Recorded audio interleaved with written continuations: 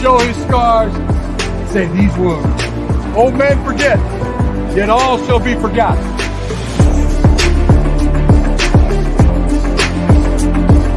For he today who sheds his blood with me shall be my brother.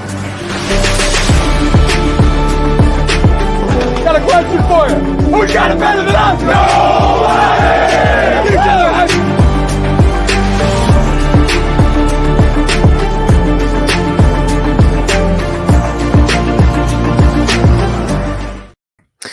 Welcome to the Big House, the CFB Nation. How are you? I'm Andy, and we're back again with another episode, so let's get right into it.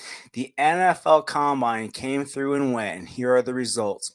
A record 18 prospects from the University of Michigan were on hand in front of the scouts. Now, with quarterback J.J. McCarthy, he measured in at 6'2", 219 pounds.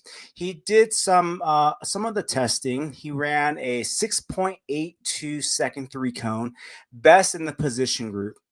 A 4.23 second 20-yard shuttle, also best in the group.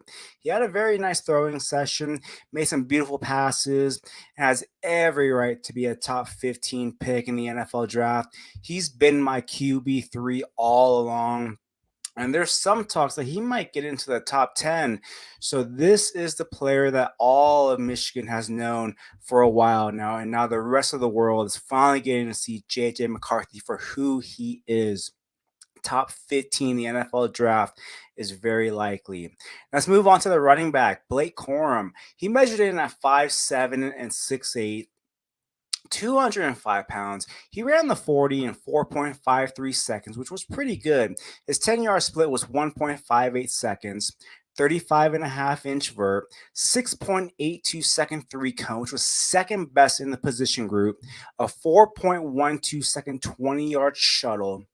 That was third best in the group. And he repped out 28 bench press reps at 228 pounds, the best in the position group. He outbenched Braylon Allen, who came in at 235 pounds. So we got to see what Blake Corum got to do. He's someone that could potentially get into late day 2, possibly and likely, probably an early day 3 type of a guy. He's been the heart and soul at Michigan. He does have a lot of tread on the tires, but it will be fun to see what he does at the next level and where he ends up. Wide receiver Roman Wilson, he measured in at 5'11", 185 pounds, 4.39 second in the 40, sixth best in the position group with a 1.52 second 10-yard split. That was fourth best in the position group. The other receiver, Cornelius Johnson, he measured in at 6'3", 212 pounds, ran the 40 in 4.44 seconds. His 10-yard split was 1.55 seconds with a 37.5-inch vert, a 10-foot, 7-inch broad jump. And he's someone that's always had a lot of potential. He was never able to fully put everything together during his time at Michigan. It'll be interesting to see where he goes. He's likely a day 3 guy, if not being undrafted. Defensive end Jalen Harrell, he weighed in. He was 6'4", 250 pounds, a 37-inch vert, fifth best in the position group, 9-foot, 10-inch broad jump. Defensive tackle Chris Jenkins, he measured in 6'3", just under the 300-pound threshold. He came in at 299 pounds, 4.91 second in the 40 time, fifth best in his position group, with a 1.7 second 10-yard split. He did have a 30-inch vert, a 9-foot, 7-inch broad jump, which was a fourth best in the position group, a 4.78 20-yard shuttle. That was seventh best in the group, and he repped out 29 bench press reps at 225 pounds. That was third best in the position group. Cornerback Mike Sainristil, he measured in at 5'9", 182 pounds. He ran the 40 in 4.47 seconds with a 1.51 10-yard split. 40-inch vert, a 10-foot, 11-inch broad jump, a 6.99 second three cone. That was fourth best in the position with a 4.01 second 20-yard shuttle. That was second best in the position group. And he also had 14 bench press reps as well. That was fifth best in the position group. Now, that was the 2024 NFL Combine with all the Michigan players who tested. Now, the 24 NFL Combine wrapped up, but let's take a look at the 2025 potential NFL Combine, and that's going to be Will Johnson. Is Will Johnson the next Charles Woodson? Now, to me, Will Johnson is a top 5 pick next year. He is a game changer in the NFL. He will be that lockdown corner, and he will be the next Charles Woodson. He's 6'2", 202 pounds, a 5-star in the recruiting services, came in with lofty expectations, and he impressed the coaching staff the moment he walked in on campus. He wears the number 2 jersey. He paid homage to Charles Woodson in the Rose Bowl, wearing those white socks with the black shoes, something that he's never done at his time at Michigan. But for the Rose Bowl, he did that for Charles Woodson. Will Johnson knows the history of that number. He knows the legacy, and he lives for that big moment, just like Charles Woodson. He is a lockdown corner, and this past season, and even as a true freshman, he was lining up against the wide receiver one of the opposing team. And as a true sophomore, he allowed 17 receptions all year long, or 44.7% passes being completed against him. He didn't allow a single touchdown all year, and he had an NFL passer rating against him of 29.1. Will Johnson is going to be a top 5 pick, and he's going to be the next great Michigan player in the NFL. Talking about great Michigan players, Braylon Edwards saves a man. Our throwback player of the week last week, Braylon Edwards, was in the news. He saved an 80-year-old man who was being assaulted by a 25-year-old at a local YMCA in Michigan.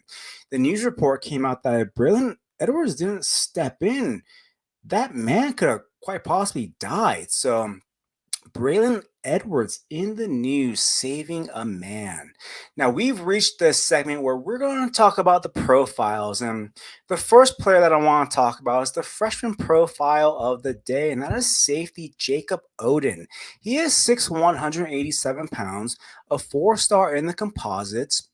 He was rated as high as safety number 17 and as low as the 48th ranked safety. He averages out to be about the 31st safety in the composites for this class. He's already enrolled. He should get his feet wet with the culture at spring practices. He'll get into the strength and conditioning program that Michigan is known for, and that will turn him into a man. As a true freshman, I expect him to make some impact as a special teamer and more of a depth piece. Now, as a senior in high school, he had 56 tackles, 14 pass deflections, 4 interceptions, 2 forced fumbles, and he was a two-way player. He's got good ball tracking, and he has good hands for the safety. Now, our next man up, that is going to be linebacker Jayshawn Barham, 6 feet, 230 pounds. He transfers in from Maryland. He was a 4-star recruit and the 8th ranked linebacker in the 2022 class by Rivals. Now, he's made 23 starts in 2 years at Maryland. He was a first-team All-Freshman, All-American in 2022. Now, in 2023, he had 37 tackles, 3 quarterback hurries, 3 sacks, an interception, and a pass deflected. And then he had 478 snaps. 178 of them came in coverage and 83 of them in pass rushing situations. Now, he wasn't the best in coverage, and personally, I want to see him be utilized as in his strength. And for me, he is a strong side linebacker, possibly a hybrid edge Leo type of role, where they have him get to the quarterback and then cover the flat if they're going to have him cover at all. He's someone that could make an impact, and I want to see him being used at in his strength. He's not someone that's going to do well dropping back and covering.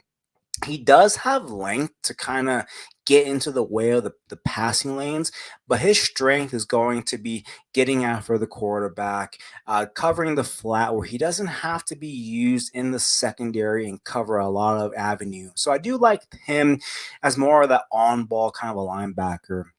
Now, the returning player profile of the day is defensive tackle Mason Graham. He is 6'3", 318 pounds. This past season had 35 tackles, 23 of them were solo, 3 sacks, a forced fumble, a pass deflected. He had 7 tackles in the playoffs, and he has every chance to take that next step and be that next run-stuffing tackle, and who the opposing team are going to need 2 offensive linemen on him just so that he won't be disruptive.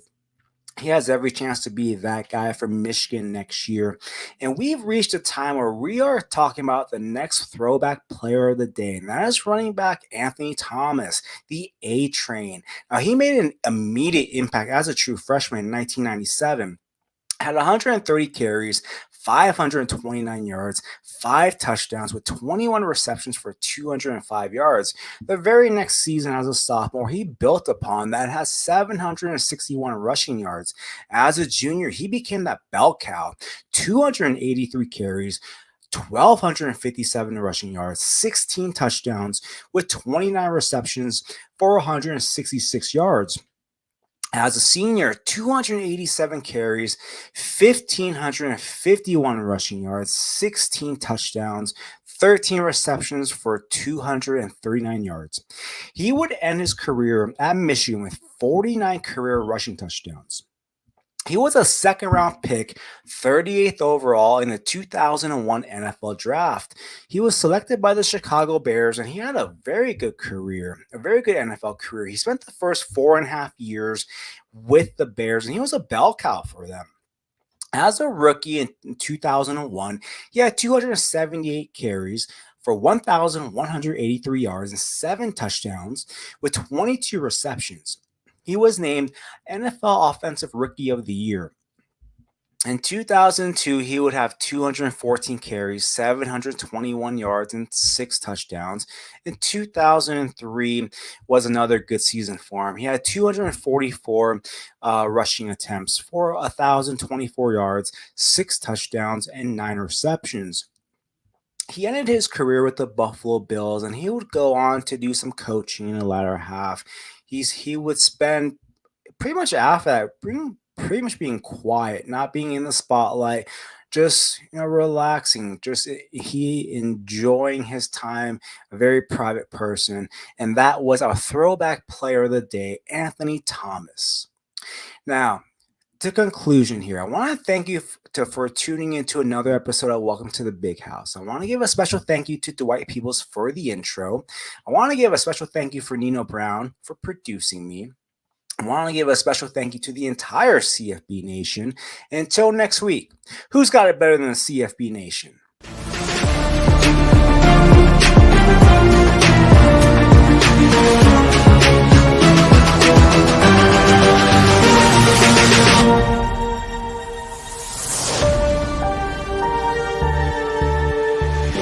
Got a question for you.